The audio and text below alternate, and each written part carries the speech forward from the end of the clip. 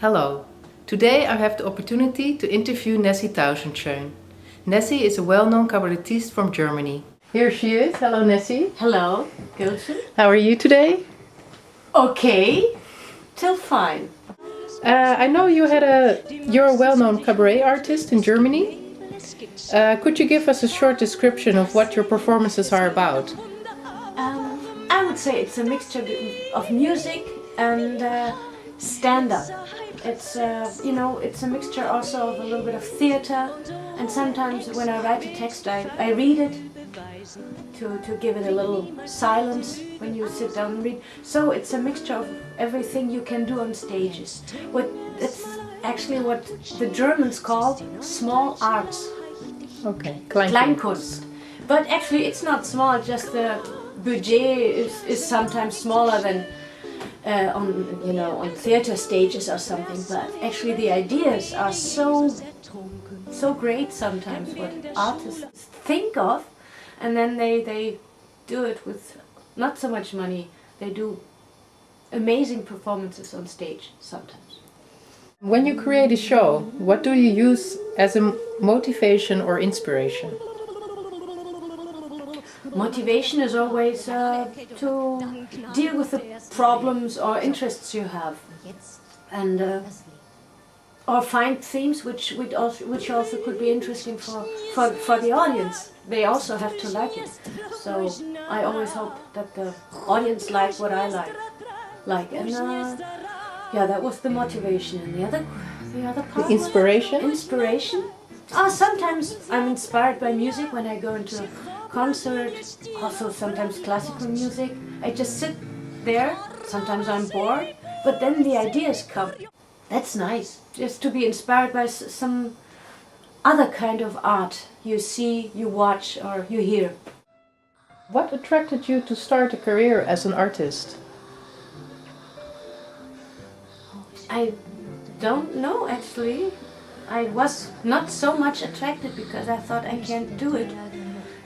To always be pushy and push other people out of the way, but actually that's not what my little career was about. It just came naturally.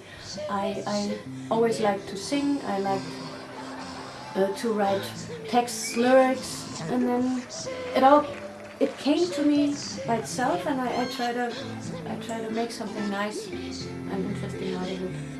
And I did what every girl, I think, does who wants to go sometimes on stage. I sang in a hairbrush, you know.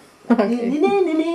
And I watched myself in the mirror, and I thought, like, that looks pretty good. You should try it in front of maybe 5 or 6 or 10 people.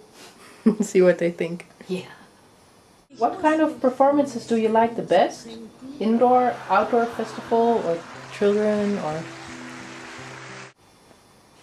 With children, I don't have so much experience. Sometimes I played in front of children. It's nice, but they have totally another humor. They like when you make a face or when you make a funny voice. No, the best is a well-organized open air. That's very nice. Also to see other artists. You meet other artists. I like that a lot. And I like to play in good theaters. There's some nice theaters all around Germany, Austria. We sometimes play, or Swiss. So you play in Germany, Swiss and Austria, mainly? Mainly, yes. And sometimes, yeah, we also did little performances in India and in Brazil once, and in Canada. We had a little tour in Canada. What was the most funniest thing that happened to you on stage? The funniest thing,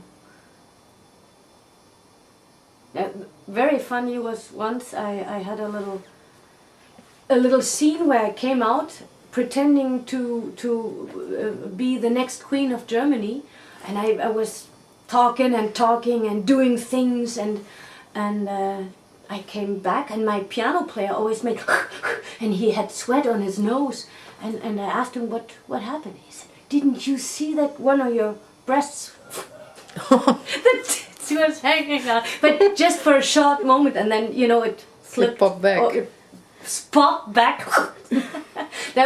I thought it was pretty funny, but the piano player, he was embarrassed. I think he didn't know what to do to give a sign to me, you know, like.